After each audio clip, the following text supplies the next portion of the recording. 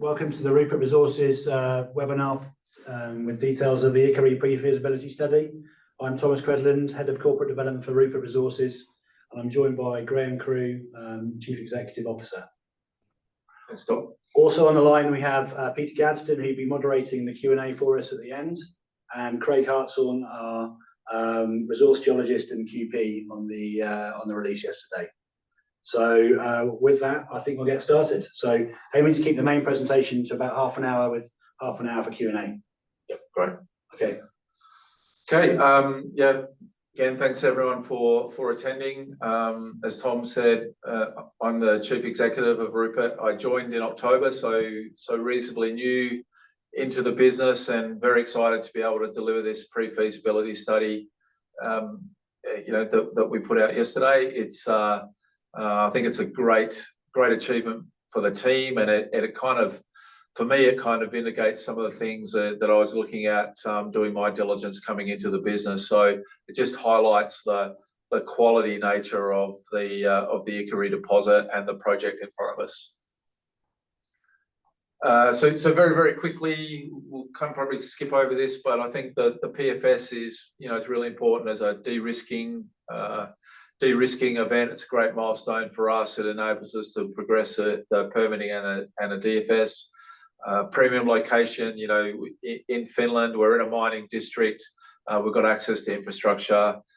Exploration is a key part of our Rupert DNA. So it's something that we continue to progress and look at and look for production opportunities beyond Ikkari. And on Ikkari itself, just really compelling returns for investors, 3.5 million ounces in our maiden reserve, and a plan that we think is eminently deliverable, and will be a strong cash flowing asset. Even we're in record gold prices at the moment, but for any changes in the cycle, it's going to be a very resilient asset. Quick reminder of where we are. Up there on the left in northern Finland, in Lapland, demonstrating kind of the mining district. We've got Agnico to our northwest with Kittilä. We've got Boliden with the Kevitsa mine to the east of us, the Sakatti project about 30 odd kilometers away. So we've got access to mining skills, knowledge, infrastructure, and general infrastructure in the region. So again, I mean, I've been with the company since the original acquisition at the beginning of sort of 2016, and I think one of the key things was the focus on we started at the bottom, low in the gold price, so $1,200 gold. There was a 3-year period of sort of really when we sort of dial in the sort of exploration technique, which ultimately led to the discovery of Ikkari in May 2020. And I think the thing it's come together very quickly. I don't think there are many other discoveries that have been made in that sort of time frame of this sort of quality, and certainly there are very few left that are independently owned. So you look at the projects that have been discovered over the last sort of 30, almost 50 years, and these kind of projects of this kind of quality have gone on to become kind of company makers, or have ended up in the sort of senior gold producers. And I view certainly that Ikkari can do either of those things. I think it's worth noting as well that there haven't been many discoveries made in this part of the gold cycle. Junior exploration has maybe struggled to an extent for funding, and so again, we don't see a huge wall of these kind of things coming along anytime soon. Yeah, this is a slide that's been used previously, so those familiar with Ikkari might have seen it, but I think it's important just to kind of show the quality of the deposit. I kind of had to do a double take when I first started looking at this, and I saw the kind of 10,000-11,000 ounces of vertical meter graph there, and but that's really the driver of the value in Ikkari and the open pit mine plan that we've put together. And you can see you know, you can see the resource out of the section through the ore body. You know how well it goes in the open pit plan and then the underground from there. So just a really high quality resource. And I just to back that up even more, you know, the resource to reserve conversion on Ikkari, you know, to go from 4 million ounces to almost 3.5 is exceptional. Again, it just shows the quality of both the open pit and the underground aspects of this. Headline numbers, so that 227,000 ounces a year over that first 10 years of the open pit life. You know, very pleasing level of production to see. The cash flow that it generates at almost 270 million per year, and this is, you know, these are all in US dollars, and this is on a long-term consensus back in January when we were finalising the kind of economic model at $21.50 an ounce. So obviously, you know, we've seen a lot more kind of excitement about gold since then. The all-in sustaining cost is important. Again, it's driven by the quality, the low strip ratio, and the high ounces per vertical meter. That's what's driving that. It's, you know, we haven't had to drive costs. We've been able to drive production. 20-year life of mine is important, certainly from a local perspective, but it also having that milling capacity in the region, we think gives us an opportunity to bring in more feed for Ikkari, you know, down the line. We're talking kind of 15 years from now. So it gives us an opportunity to prove up some of those targets and bring those into production in time. I think the point I'd like to make here, in that, you know, the first 10 years is very similar to the PEA. One of the big differences to the PEA in this study is the removal of the Part Vara contribution to the mine life. So you do see a drop off after year 10 because of the absence of Part Vara, but you do see a higher quality underground ounce. You know, due I think probably to the transition from sub-level caving in the PEA to long hole open stoping in the PFS. So, but it's still, you know, the economics is still driven by that first 10 years, but there's no Part Vara in this study, which remains in the inferred category. So in the PEA, I think our on consensus gold, the NPV per produced saleable ounce was about 370 an ounce. The NPV in the per reserve ounce in this study is closer to 480, over 500 on a payable ounce. The finding cost to probable reserves for Ikkari is about $31 an ounce.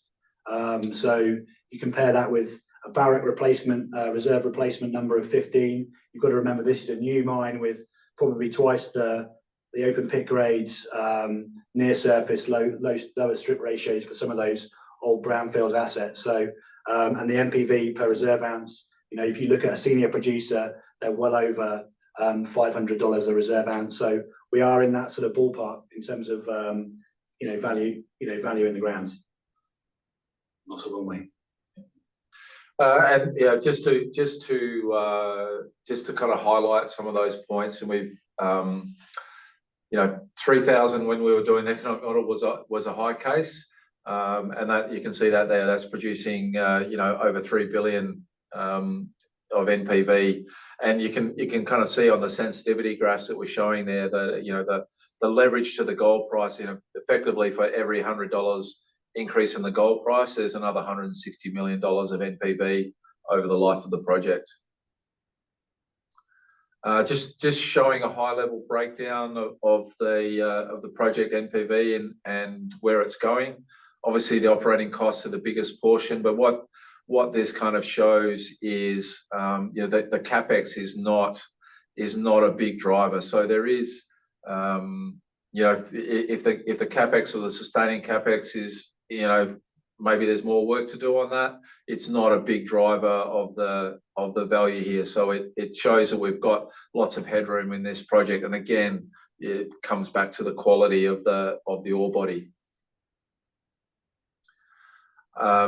Free cash generation, as Tom was mentioning, that that first 10 years is really the driver. But what we see, we see a good quality underground on the back end of that, and where we see that additional processing capacity as the opportunity to bring in some of those other satellite deposits, etc., into the plan in time when we can get them to an indicated resource level.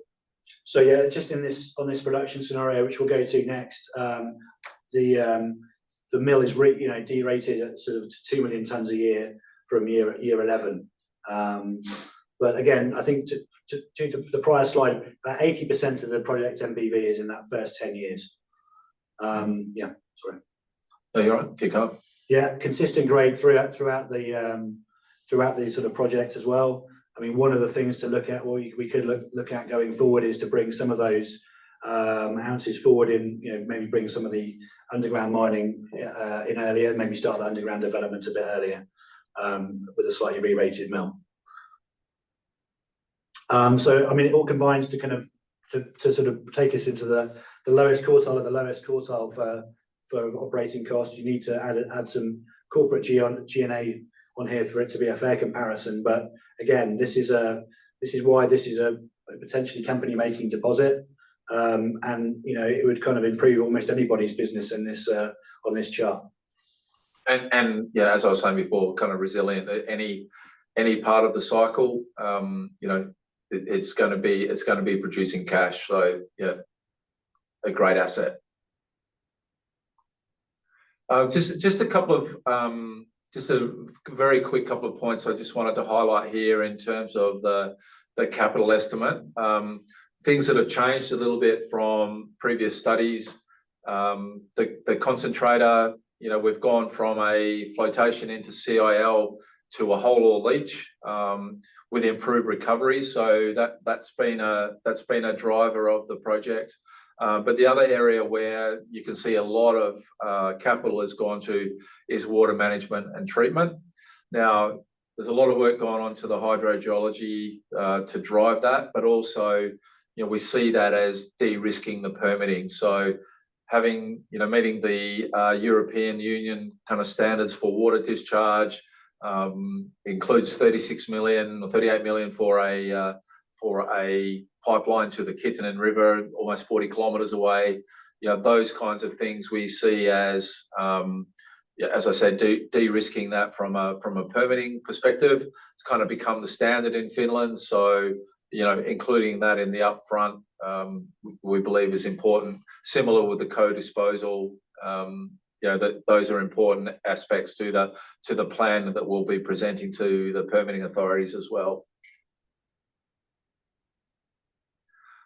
Won't dwell on costs too much.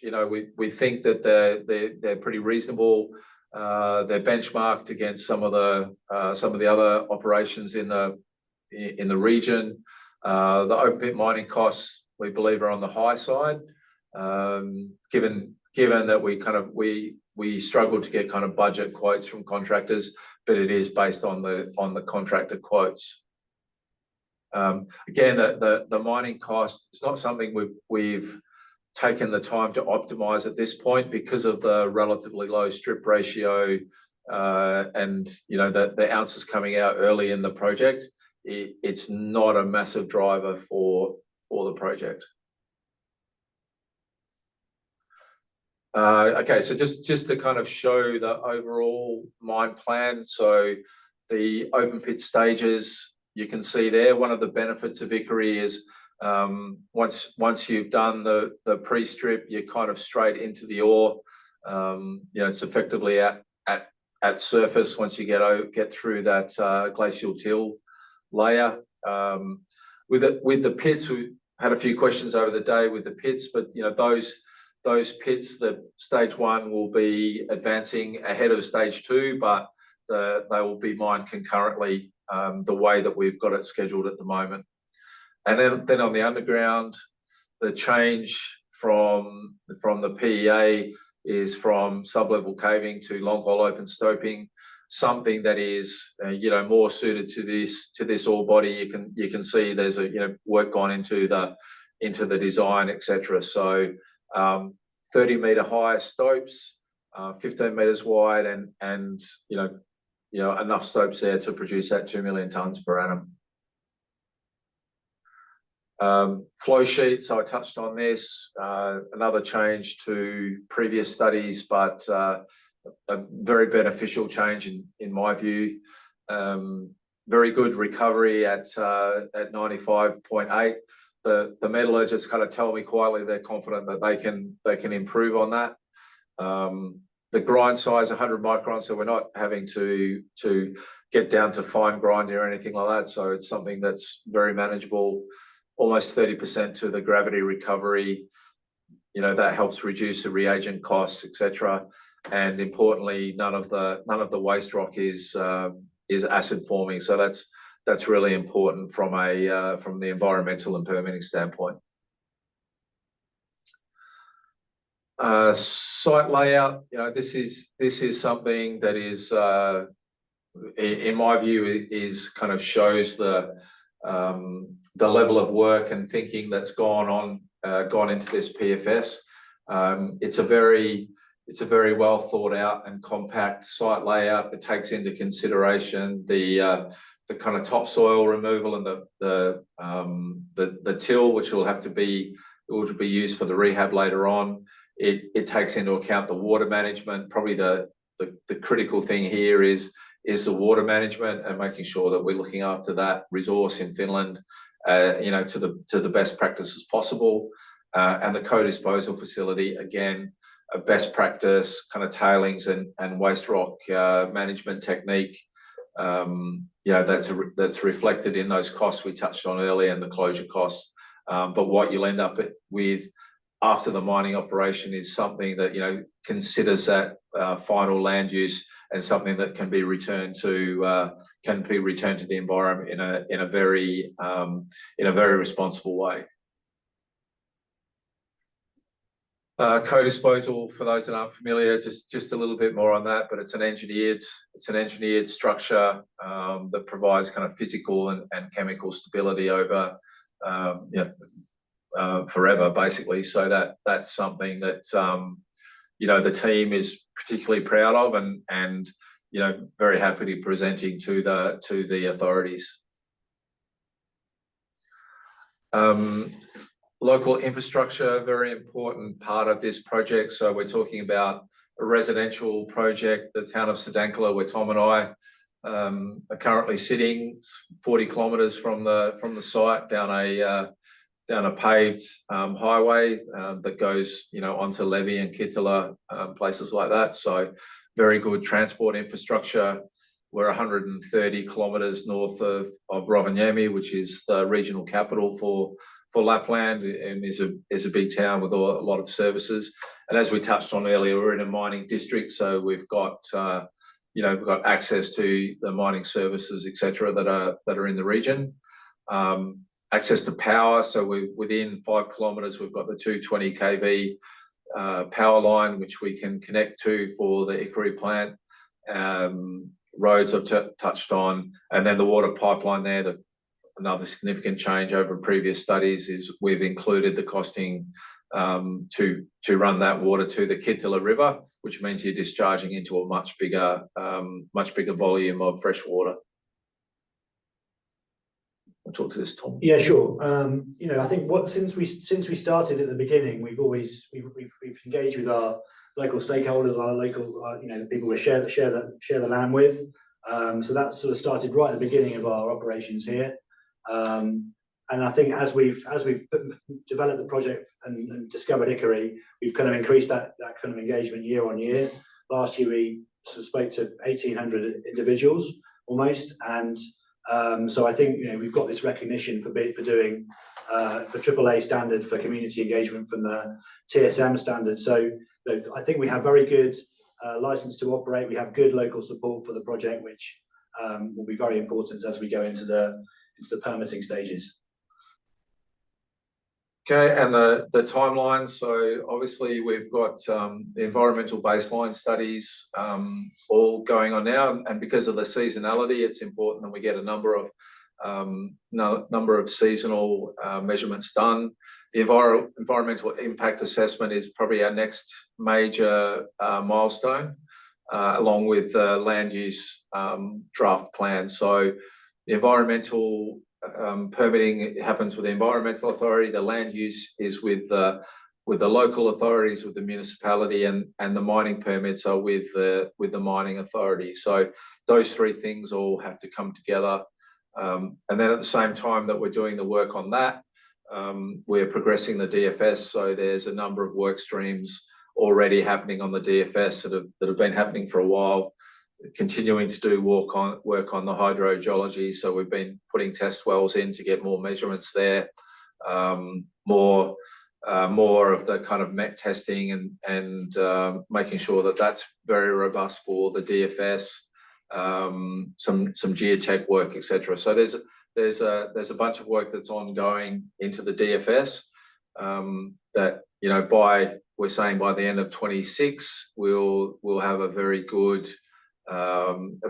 feasibility study delivered that we can take to market, and then onto the kind of front end engineering design, etc. So the first gold we've slated there for kind of second half of 2030.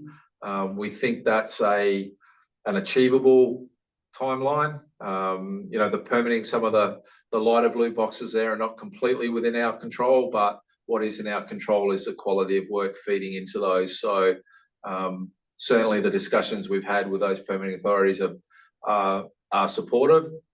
So yeah, I think that's the first time we've really published a timeline for Ikkari project.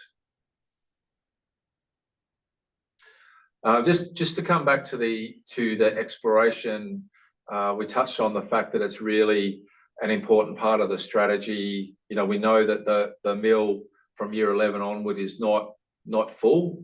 And we know that Rupert has a really strong DNA in exploration. So, you know, it's really about understanding the targets that we have in front of us, and that, you know, that central Lapland belt and that main mineralizing trend is our main focus area.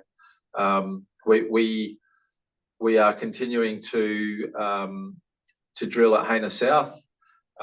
Mike, the target to the east of Ikkari is an interesting target because it's what I would call a second generation. So we're putting in some longer holes there to understand the geology better and see if there are you know, more Ikkaris, more rocks similar to Ikkari out there. And then we're continuing with our primary base of till programs both to the east and west of Ikkari. So yeah, I mean, we're expecting some sort of news from Haina South sometime in the probably March, I think. So that seems to be coming together. Yeah, so we've already touched on most of this, but the key things this year is really getting into the DFS work and the environmental impact assessment report that will be due in the second half of this year.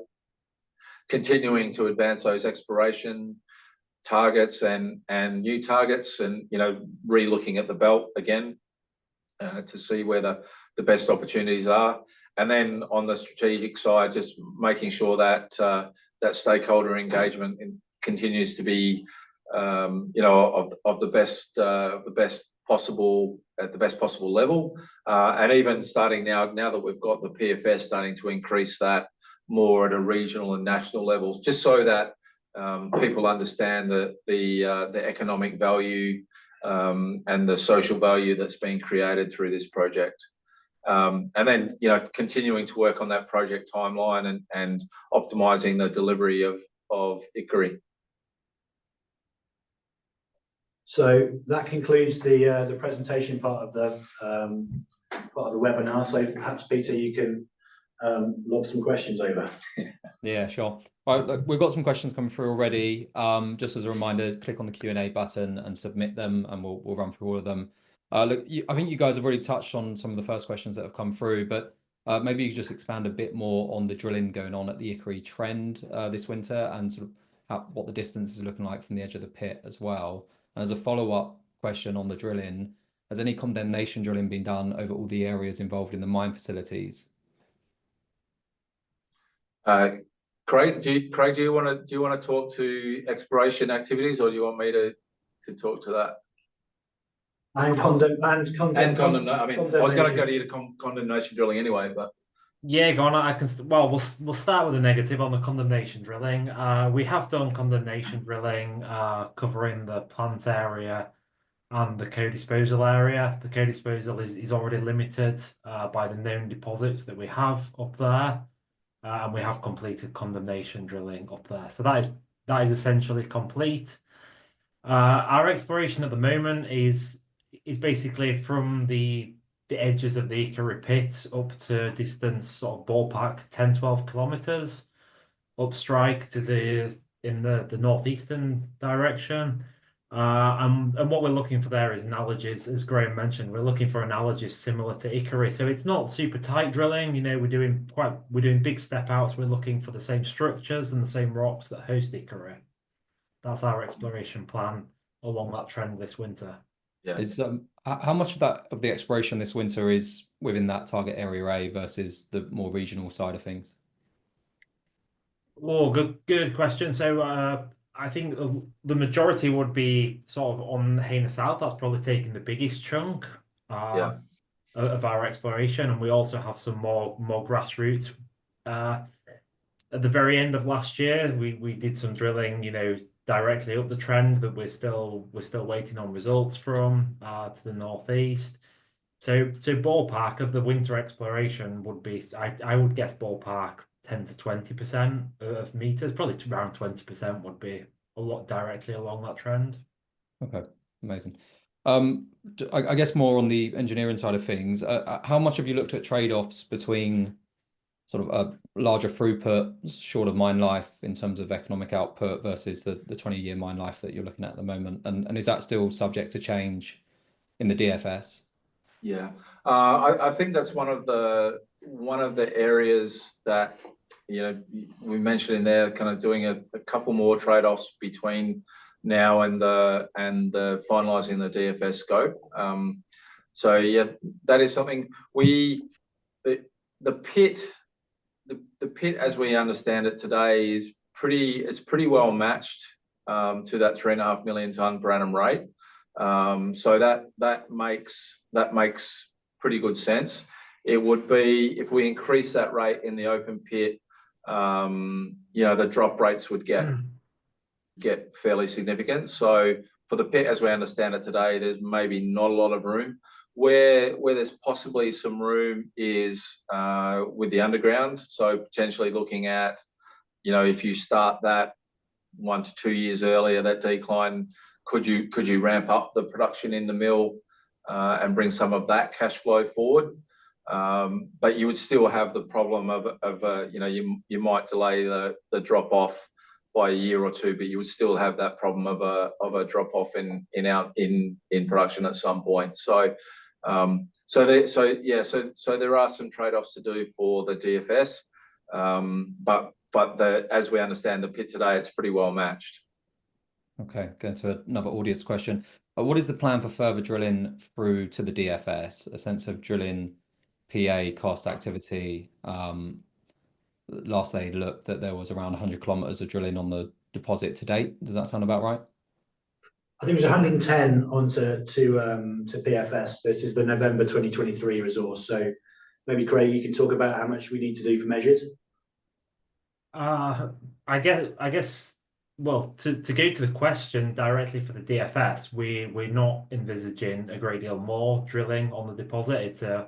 It's a very high quality resource. You know, we're very comfortable with the continuity of it. So there isn't a huge need to drill significant portions off to a higher density. So the honest answer is within the footprint of the deposit itself, there won't be a great deal more drilling. Yeah, at least this year.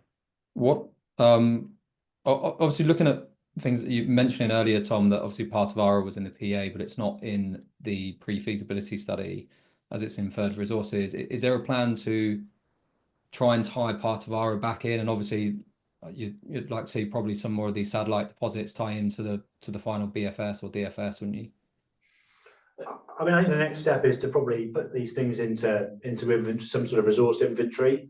They all have option value kind of in the longer term, but again, I think it's scheduling them in, bringing forward the most valuable ounces, seeing where they fit in with Ikkari is probably the way to do it. But I mean, probably the next thing is to there's no particular reason why we we can't publish them. They're probably all still in the inferred category. But I think as we sort of go down the sort of DFS route, you can't really include inferred resources in any of these studies. So I think it's worth we put them in inventory. It probably takes our kind of global resource over 5 million ounces if we include everything that we've kind of delineated to so far. But they may just stay in inventory. Yeah. Okay. There was a question as well in terms of obviously around the pit boundaries. Do you foresee that if they were to change, would the deposit change much in terms of scale and size, do you think? Yeah, it's a good question. The pit would certainly, there's an opportunity to, I guess, trade off the underground versus underground versus a bigger pit. So if you had more ground to the south, you could look at a cutback in that area and take the pit down deeper. But that would take from the underground. So there's a bit of a trade-off there of that 150 odd million tons of waste rock that you would need to take off for that to get to that ore down deep. So yeah, there's definitely a trade-off there if you had that ground. But as Tom was saying, it's a 43-101 document, and based on the indicated resource, it's still it's an excellent project as it is. It would probably produce less ounces in a open pit only scenario. Yeah. Could you talk to us a little bit more about the EIA and the permitting process, and how much do you need to really, as you're submitting these, how locked in is the design and the plans as you have to submit these, or are they amendable after submission? Look, I think it's really important to give the permitting authorities a clear vision of what it is that we're trying to build. So, there's no penalty to us, for example.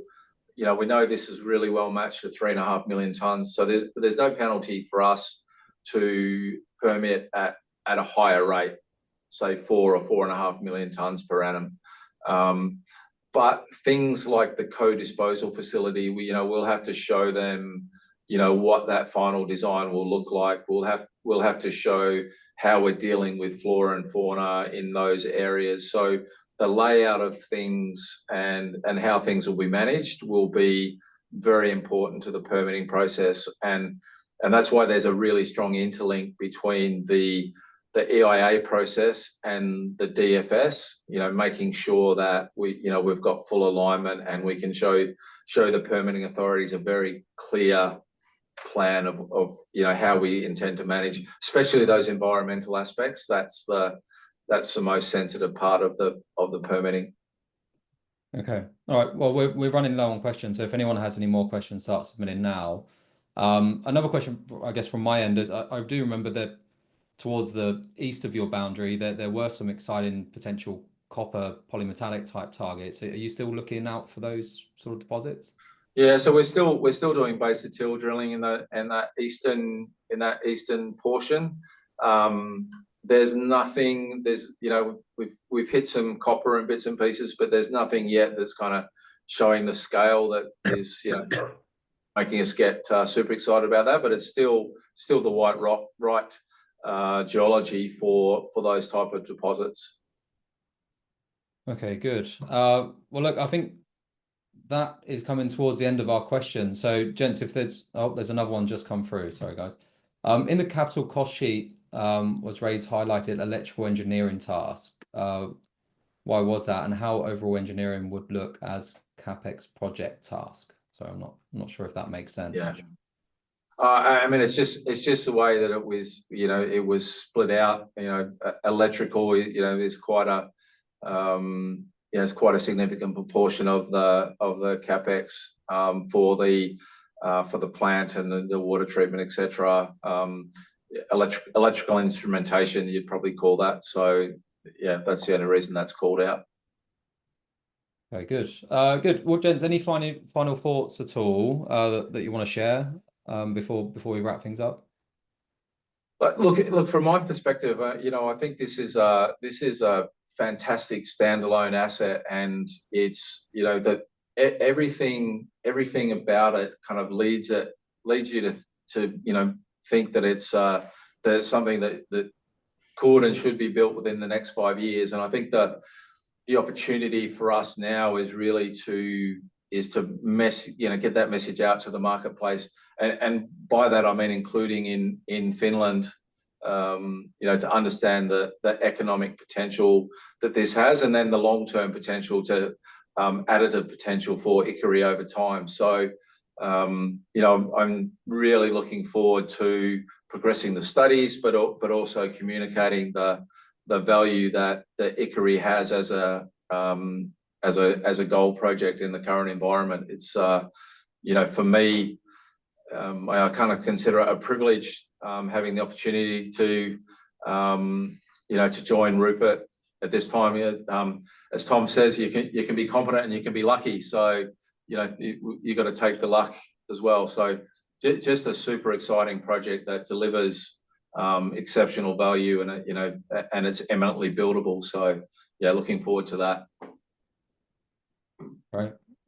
Good. All right. Well, look, if any other questions do come in, obviously please feel free to visit the Rupert Resources website. I think there's an info email there that guys, I'm sure you'll be happy to get some more questions come through. But yeah, no, thank you everyone for your time, and thank you, Graham, thank you, Craig, thank you, Tom, for the time to present and update us. Sorry, Peter, just one more thing I should have said, for those that haven't kind of noticed, because a couple of people haven't, but as well as the press release, the presentation, the 43-101 document is uploaded and there, and you can see the level of work that's gone into the study. So I think it's a good quality study that takes us through opportunities to optimize still, but takes us through to the next level very well. And Peter, I'm sure you'll be posting this webinar for posterity as well, won't you? So yeah, look, we have been recording, and something that we didn't talk about as well, which we actually spoke about beforehand for those still on the call, is if you look at this project, I think from an NPV per ounce perspective, and even on an AISC basis, this really is one of the world's best undeveloped gold projects. Absolutely. And yeah, no, we are recording. So if there's any bits that you missed at the beginning, if you joined late, it'll be on the Mining Network website. We'll be posting it on socials and whatnot. So and we'll also send an email around to everyone with links to the recording as well. But no, thank you very much, guys, and thank you everyone for coming and taking part. Okay, cheers, Peter. Bye. Thanks all.